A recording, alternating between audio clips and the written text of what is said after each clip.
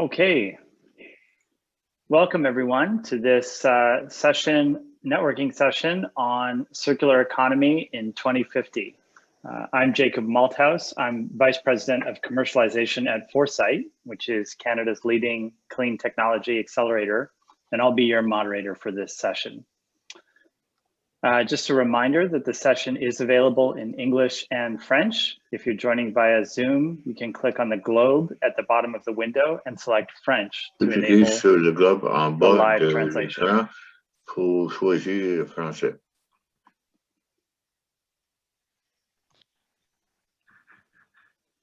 We are also using a platform called Slido. Qui s'appelle Slido. Looks like I can hear the French translation. Écran de traduction française.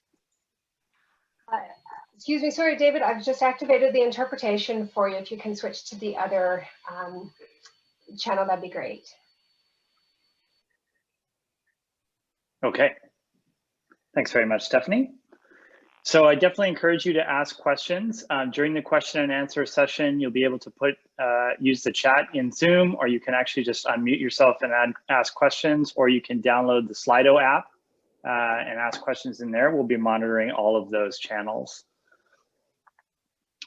Yeah, the session will be recorded. So if you don't want to be recorded, please don't share your video, but you can engage in chat and Slido.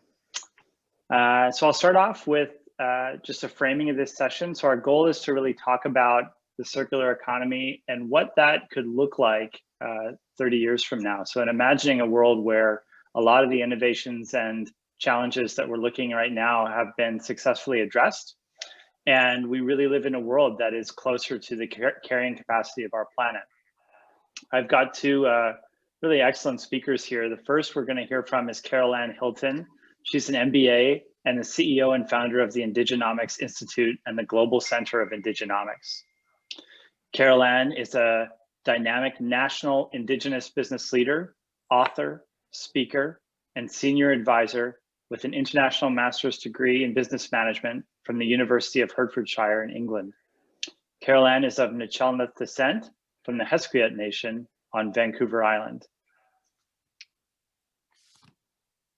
Stéphane Neirynck is a civil engineer in chemistry and a graduate of the University of Mons in Belgium.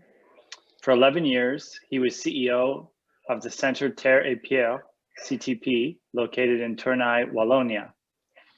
CTP is a research center specialized in the circular economy, and more precisely in the recycling and valuation of industrial and post-consumer waste. Their objective is to accelerate the circularity of materials, especially in the field of construction, through the mineral industry and extractive metallurgy. So thank you both very much for joining us today. And maybe we'll start with you, Carole. I'd love to hear more about your work and your perspective on the session. Thank you so much for having me. I'm just going to pull up the slide here.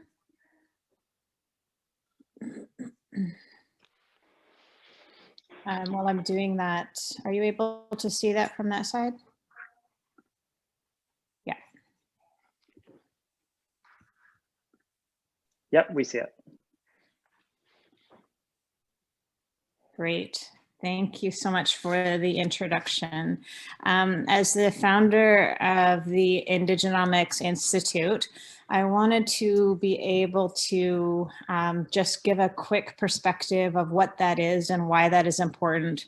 The hashtag Indigenomics emerged essentially on social media to reflect stories of growth of Indigenous economic strength, both nationally and globally, and evolved into further definition of which I describe it as economics from an Indigenous worldview.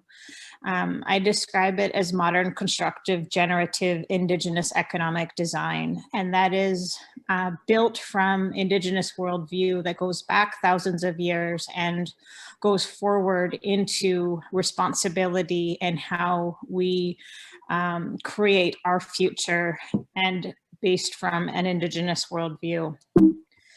This concept of going forward in describing a future of the circular economy In order to be able to do that, I wanted to reflect my reality as an Indigenous person of the New Channel descent on Vancouver Island on British Columbia.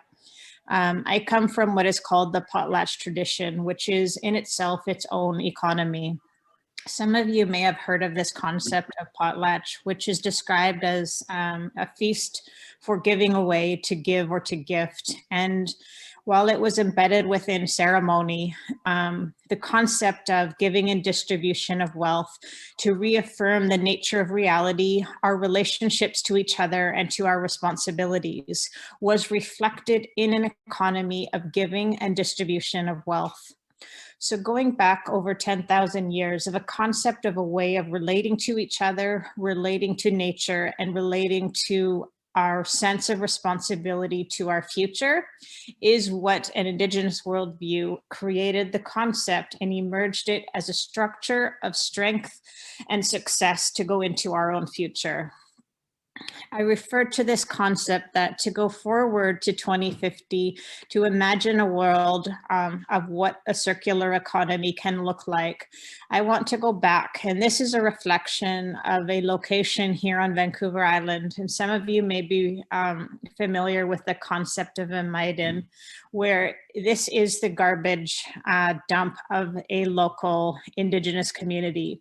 This reflects the entirety of the waste within a system of an entire community, making up of shells essentially. So this was a sense of harvesting, a sense of management, the realization of keeping resources and caring for them in such a way that supported the future of that resource itself. Now, in framing that from a 10,000 year perspective, I wanted to highlight my work within the concept of Indigenomics Institute, of essentially here in Canada emerging the narrative of $100 billion national Indigenous annual economy, and examining the economic constructs of Indigenous empowerment and inclusion as essential to the future of our economy here in Canada. Second to that is the emerging Global Center of Indigenomics, which is essentially driving the concept of an Indigenomics economic mix of 12 levers of growth and design to enable possible futures. So looking at these concepts of enabling economic growth, of simple structures of equity, capital, trade, infrastructure, clean energy, technology as an example, understanding the tools of inclusion and the tools of growth and design to be able to look at that from that perspective of Indigenous inclusion. My work in developing the concept of Indigenomics, I established what I call the prime directives of Indigenous economic design, of which I think is important to this concept of the future of the circular economy. These prime directives include dignity, and if we frame this in the concept of the absence of human rights, to be able to understand the fundamental role of dignity as upholding our relationship to each other and our responsibilities.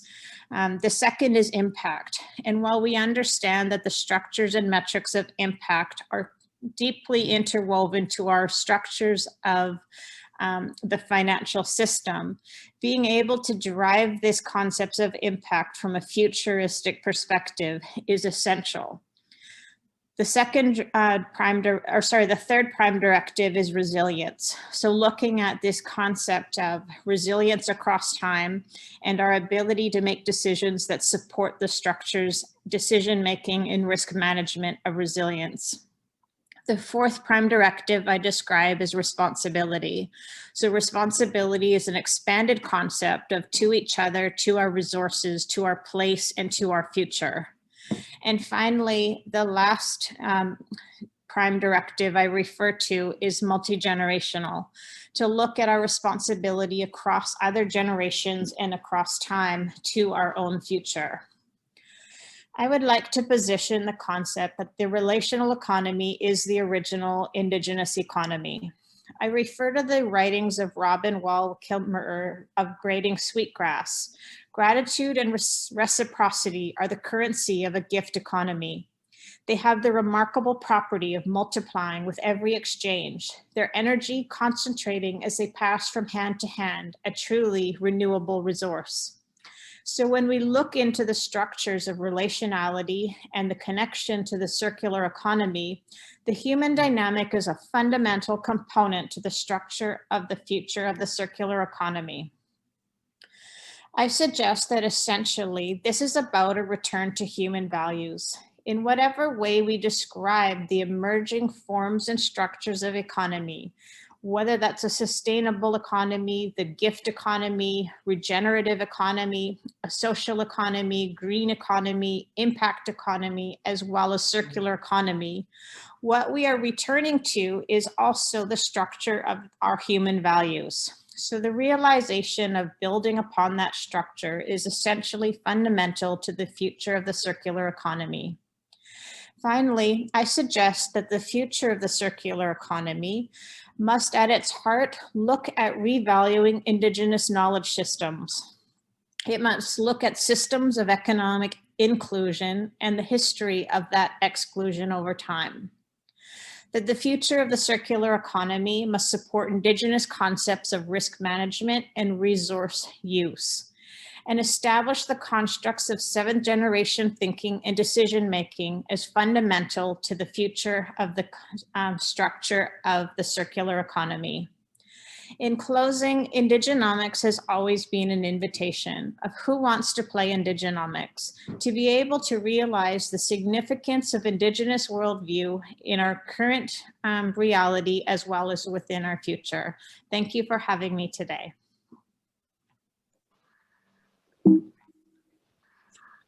Thanks so much, Carole. That's a really great presentation. And I actually now currently live on the unceded lands of the Comox people on Vancouver Island, and the potlatch has just been a long tradition and was actually banned in Canada for many years, which was a real tragedy. And we're glad to see sort of recognition of that going forward and the rediscovering of those traditions and the learning as part of the process to reconciliation. I'll now turn over to Stéphane for your comments and thoughts. Please go ahead. Thank you, Jacob. Thank you, Jacob. Yep, go ahead. You are good to go. Yeah. Good morning or good afternoon from Belgium. Maybe you see on your screen a diagram of the three well-known pillars of the circular economy. My expertise and the topic of my talk is mainly about pillar 1, talking about the supply of the economic operators, and also the pillar number 3 for waste management. The first pillar, pillar 1, my vision is that what is called eco-design or design for recycling is still far too little present in the strategy of manufacturing and processing companies. In the next 10 or 15 years, it will be crucial to integrate this concept in all sectors of economical activity. Let me give you a simple example. In the construction sector, today, architects and builders systematically favor aesthetics, ergonomics, and so on, by integrating in particular composite materials that are certainly efficient, but also impossible to recycle at 100%. It's obvious that we will have to deal with the recyclability of materials, the design for recycling. Even further upstream, concrete manufacturers, for example, will have to be able not only to recycle concrete by crushing it and making recycled aggregates, but also to be able to separate the main constituent of this concrete, aggregates, sand, and cement, in order to go back up to the value chain and make new secondary raw materials. The challenge is huge, designed for recycling in all industrial activities. For the second part, with regard to waste management, pillar 3, it's essential to accelerate innovation in this sector of activity.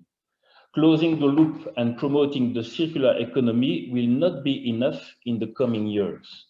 We must have the ambition to give recycled materials the highest available added value, to do what we call upcycling. Without this, the so-called circular economy will run out of steam and will not be sustainable. Innovation will come, in my opinion, through the three following technological levers. First of one, imagining the recycling of industrial and post-consumer byproducts into channels, circularity loop, different from their origin. The waste of one sector of activity becomes the secondary raw materials of a completely different sector. It's a question of changing the paradigm of connecting these recycling channels. This is the way to generate success stories. An example, we have in Belgium succeeded in recycling the gypsum containing in plasterboard coming from the construction sector as an additive for the manufacture of cement. This is a success story in our country. Second point, the processes that will be implemented to recycle materials have to be more sustainable, using less energy, of course, generating less effluent, and so on. Moreover, integrating connected objects and artificial intelligence to evolve towards a 4.0 and decarbonized recycling industry are challenges to be met.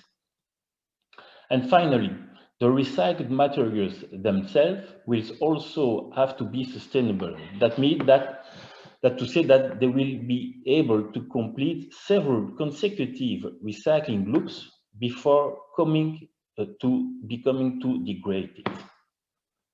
These are, in my opinion, the main challenges to be met so that the circular economy becomes the new economic model accepted by all the stakeholders by 2050. Thank you. Thanks so much, Stéphane. I appreciate that overview of your work and some of your thinking about the future. I wonder, I'll start off with some questions here and then open it up for the audience as well. Stéphane, some of your work has been in the mineral sector, and Canada is obviously a huge mineral exploration, mining, and export power. I wonder if you have any thoughts in terms of the trends and opportunities that Canada might experience, given your knowledge of how circular economy is evolving in Europe.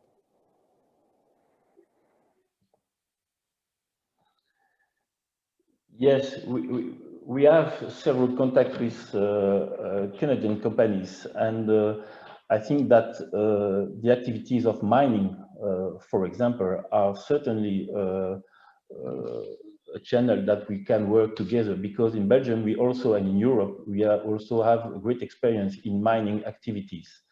And I think that would be certainly one important subject to work on. Yeah, and are there particular areas where you see a particular mineral, say for example, lithium, or a different one, where you see there's a particular opportunity in the circular economy for recycling and reuse?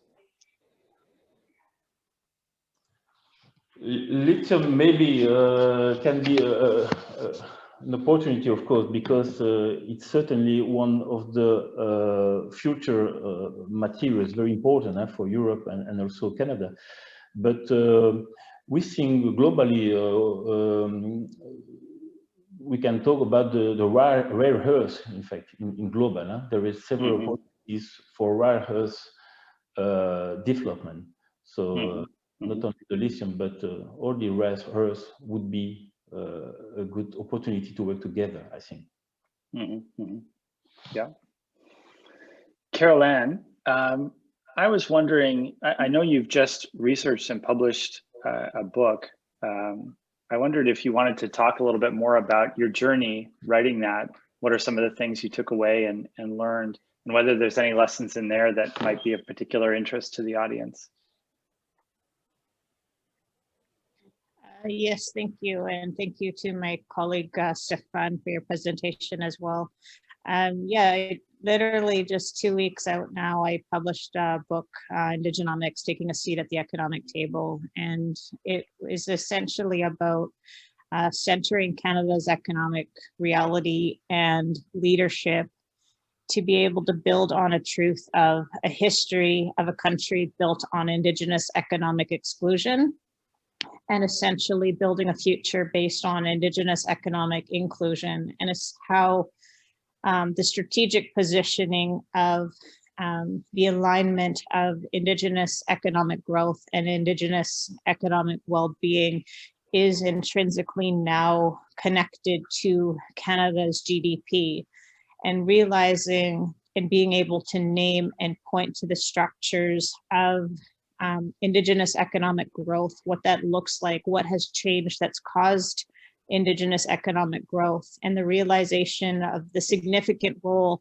that Indigenous peoples play now in Canada, where we're seeing major pieces of infrastructure taking on Indigenous ownership of whether that's pipelines, rails, airports, and understanding that localized decision-making, resource management, resource development, all require Indigenous input, and how that plays into Indigenous economic design and building a responsive economy is essentially at the heart of the concept of Indigenomics today, and why that is important to be able to both acknowledge our past and commit to this concept of Indigenous economic design today.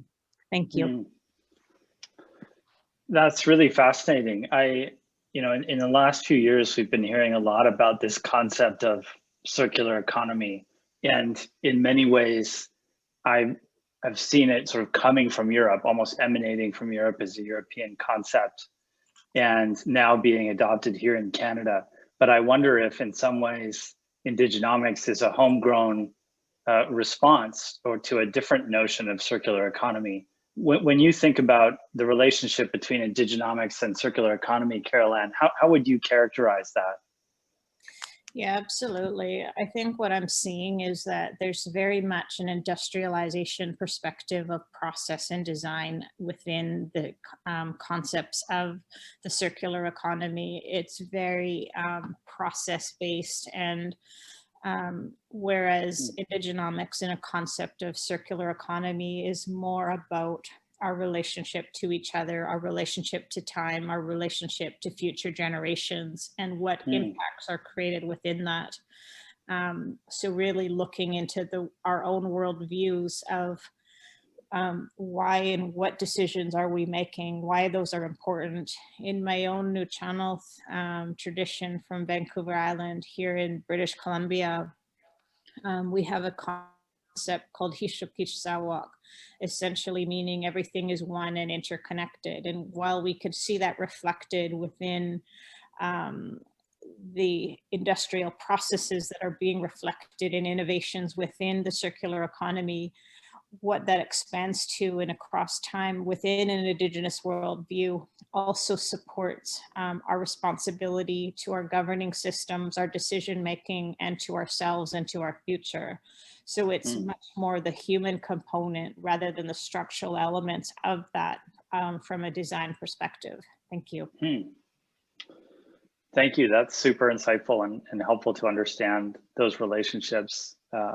I really appreciate the notion of a more holistic incorporation of certain things that we're bad at accounting for. And when we think about processes and we think about sort of traditional industrial steps, including and especially our relationship to one another and our relationship to time and future generations.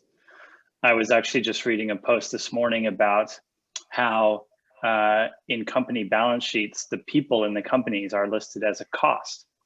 And this is a really challenging issue because companies are saying, our number one asset is our people. The most important thing in our company is our people. And yet, when you look at how that's accounted for, they're actually a liability. And so we still have some ways to go, I think, as we understand how to, fully interact with our planet and our economy. I just want to open it and make sure we're open to the audience here. If anyone in the audience has a question for our panelists, please feel free to unmute yourself and ask a question. I know Zoom can be a bit intimidating for that, but we're up here doing it, so jump in and ask a question.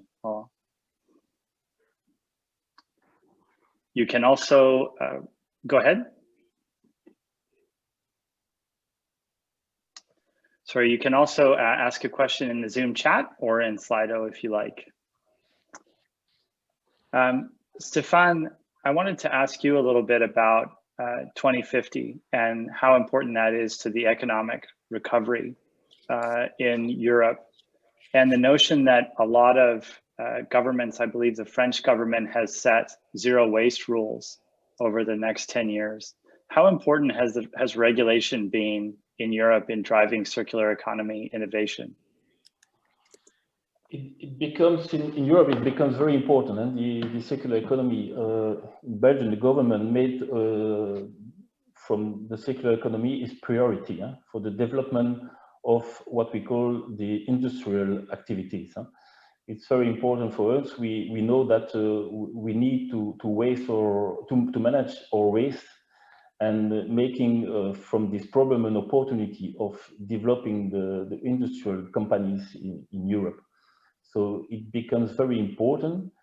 There is a lot of money given in companies for research, but more than research, development of new branch of activities, new circular loops. It becomes very important for us, and so there is a lot of opportunities. I will give you an example. In Belgium, we have also great experience for what we call the mineral activities. And so we try we build a platform called Remind for reverse mineral industry. And the objective is to gather industrial companies on one side from what we call the primary mineral industry, so concrete industry, cement companies, and so on. And on the other hand, companies working on recycling of the minerals materials. And so we try to make working together these companies with supported by a technological platform with a research center and universities who are specialists in circular economy. And we work together, companies, universities, and research center to grow up rapidly with industrial solutions. So what we call the TRL and technology readiness level, to go rapidly to a TRL 6 or 7 and making new economic activities in our countries. So we work on this side to boost up, to accelerate the circular economy in Europe. So it sounds like it's on one hand the regulation, but also this ecosystem building work, bringing different stakeholders together to create new innovation that is advancing circular economy in Europe. Would you say that's true? Yes, of course, and we need also the politics, because we need to change the rules. You know, status of end of waste, for example, is very important to promote the circulation of the materials. It's very important. So we need also government and the politics to take decisions and to accelerate these initiatives and this new economy. And together, if we work together, we'll be able to create this new paradigm. I think. It's an interesting question of how to create that new paradigm, and I think it's easy to underestimate the nature of that shift and how fundamental it is. Carole, when you think about the regulation landscape in Canada, what would you do if you were in that position of being able to change Canadian regulations to accelerate both the integration of Indigenomics and thinking about the circular economy? Yeah, absolutely. Thank you. In my previous work, I advised the last Liberal government on the Canadian Economic Growth Council, and in realizing of situating Canada in terms of leadership within globalization and building an appropriate economic response to now. Even for that time frame, I think the uptake of the structures and systems and processes of the circular economy are so much more visible, even within the last 5-year time frame. So in building a regulatory response, I think requires establishing a leadership table, really going into economic impacts, a larger sense of resource analysis, systems, manufacturing, capitalization, looking at all of those as innovation points within describing the key elemental structures of what the current state of the circular economy looks like in Canada. From that design perspective, being able to tell a story of joint value creation within the process and what that looks like for Canadians, I think becomes a really important story to begin to tell, that it's not an externalized system or process, but how and in what ways that can affect Canadian life through technology, innovations, process, and a more responsive regulatory system. Thank you. Thanks for sharing that, Carole Ann. I mean, it's very interesting because both of your responses really struck me as having an ecosystem orientation and shifting a collective mindset towards a different way of being. I think sometimes we think it's as simple as let's just make a law that something needs to be changed. But it strikes me that what you're saying is that it's more complex than just creating a different rule, that actually what we need to do is socialize those rules and socialize how we interact with our economy in a different way. I'll just open it up again here and see if there are any other questions from the audience. Any thoughts? Yeah, hi. This is Ole Wokoda from Blue Eden Cleantech Inc. Can you hear me? Yeah, Ole, please go ahead. So thank you, Carole and Stéphane, for your very interesting presentation. I have a question for both of you. So I will address this to both, and maybe we can start with Carole Ann. So in the perfect world, what do you see as the greatest challenge to implementing a true circular economy within let's say the Indigenous community, and then of course looking at the European community as well? If I could get your thoughts on that, that would be appreciated. Thank you. Thanks, Ole. I'll turn to you, Carole Ann, and then you, Stéphane. That's a great question. I think Indigenous leadership in resource management and risk management within the territories is essential. And if we can examine how that's been removed through the structures of the Indian Act, the polarization of the concepts of responsibility, risk management, resource management have all been externalized. So if we return to this concept of the circular economy, Indigenous leadership in that is essential, and return to localized decision-making, I would see as essential as a response to your question. Thank you. Thank you, Carole. And Stéphane? Yes, I will talk a little bit more about the industrial companies, because I work a lot with those kind of partner. The best word for me is innovation. We need absolutely to manage the waste differently that we made today. So we need to change the way we work. We need new paradigm. It's very important. So I think that today the industries company have know that circular economy becomes crucial for their sustainability. And so this is the first point, of course, and we are happy with that. But now we need technical innovation, because I think a lot of things can be done if we find solutions.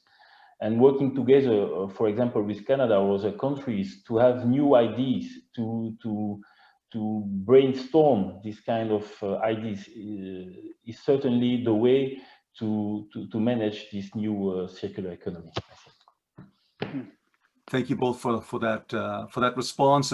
What I take from that, actually, it looks like there are actually two directions that seem to be important. If you take a look at the indigenous perspective, which is actually also important, probably from the European perspective, is that where do you drive responsibility? And if you can drive the responsibility down and have buy-in, let's say at a community level, then you've got the foundation for a true circular economy. And then, of course, innovations, which is what, Stéphane, what you're highlighting, is the innovation that happens when you collaborate with industry and communities, which is the additional element. So thank you for that.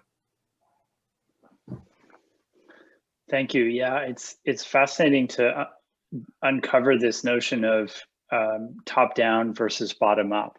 And when we think about how we're governed and how we make decisions, both from a political point of view and an economic point of view, this idea of a circular economy being aligned with a local economy and empowering local groups, indigenous communities, local communities, rural and remote communities to make decisions.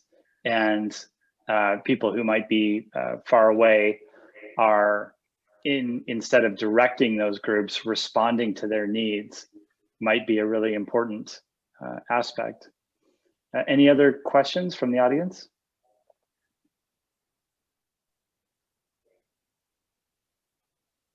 Hello, can you hear me? Yes, hi, Michał. Yes, my name is Michał. I am speaking on behalf of Polish company Agata. I have a question to you regarding the problem of dust control and secondary dusting prevention. Mm-hmm. Because, as we all know, still in most countries, the power comes from coal-operated power plants, and there is still a need to transfer all of the fly ashes and other residues to the big tanks of all landfills.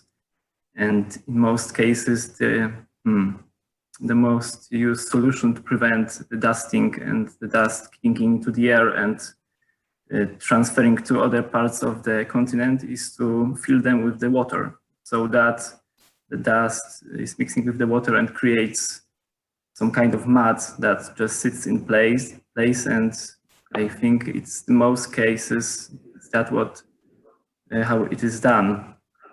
But I am kind of baffled why it still happens like that way, because there are some solutions to overcome this water waste, in my opinion, because the huge amount of water is necessary to actually prevent this issue. And I would like to speak about technology that we call CellGuard. It's basically a liquid solution of microcomposite that can be used to coat the top of the piles and prevent the fly ashes and transferring them into the air. And I don't know why, because I am aware that some companies also got very similar ideas, and I'm curious why most of the time it's still water that is used to prevent secondary dusting. Yeah, this is a really interesting question, Michał, and I think what you're getting at is this notion of there's a set way of doing something in the industry, and then a new innovation comes along, and the adoption of that new technology by established industry can be a challenge. And it's certainly one in Canada as well as in Europe. I wonder, Stéphane, if you wanted to just talk about if you've experienced a thing like that before, and how maybe you've overcome it by that adoption challenge. We work a lot on fly ashes valorization, so it's good question. First of all, the best way to manage a waste is not to produce it. It's of course the first solution. We call that in Europe, I don't know if you know that, the Lansing scale, with several scales, of course. And the first of all is not to produce and to prevent waste production, of course. But after that, if you can't avoid that, we work a lot on fly ashes valorization. And we make new cement with those kind of materials. So it's an innovation with innovative grinding solution we issue to make new cement faces from these ashes. So it's the best way to valorize a waste is to go to a material valorization, because you can make several times the circular loops. And that was I called the sustainability economy, circular economy. So we can talk a part of this on this way, but there is solution for that. Thanks for that, Stéphane. And that interesting way of sort of valorizing the benefit of your technology in a way that makes sense to industry is something that at Foresight, we work a lot with our companies on making sure that they can make that link to larger companies and really articulate those benefits. And I know coal continues to be a big issue in Poland and in Germany for steel production, amongst other things. And it's actually metallurgical coal is British Columbia's largest export. So even though we're talking clean technology, we still have a huge amount of work to do to recognize these traditional industries and think about how they impact our economy. So I think we're nearing the end of this session. I just really want to thank Carole and Stéphane. I've learned so much from both of you and your perspectives, and we really appreciate the opportunity to hear your contribution. The next session is going to be open to all participants. We've actually changed that to make it open for everyone. There are 2 industry matchmaking sessions. The first, European Union Circular Economy, will focus on 2 large companies, Vestas, which is a major wind turbine manufacturer, and BASF, which is a large chemical company. And the other session will focus on 2 Canadian buyers, Canadian Tire, who many Canadians will be familiar with, but many non-Canadians will undoubtedly not be familiar with, the major Canadian retailer. And also Convertis, which is a very interesting group, active in both Europe and Canada, working on composting and circular economy issues there. And they're really going to talk about how they work with smaller companies, how they're trying to build connections with innovators. So I hope you'll join us for that session after a 5-minute break. And thanks, everyone. Take care. Thank you, Jacob.